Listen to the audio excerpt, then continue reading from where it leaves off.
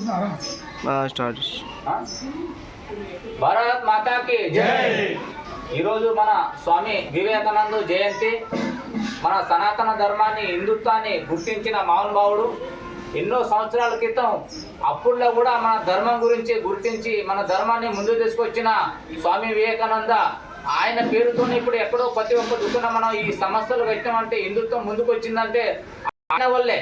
ఎందుకంటే మన పెద్దవాళ్ళు మనం ఏ విధంగా మనల్ని మంచి మార్గంలో తీసుకుపోతారో మనకు కూడా జ్ఞానం వచ్చి మన ధర్మం గురించి, దేశం గురించి మనం కూడా ఇప్పుడు పాటుపడుకుంటా జాగరణ అయిందంటే ఇప్పుడు అప్పుల్లో కూడా మన స్వామి వివేకానంద ఇక్కడ కాకుండా అమెరికాలో కూడా పోయి కూడా ఒక 2 నిమిషాలు సమయం వచ్చినప్పుడు 2 నిమిషాలు మాట్లాడి మన దేశం గురించి, మన సనాతన ధర్మం గురించి చెప్పిన మహానుభావుడు.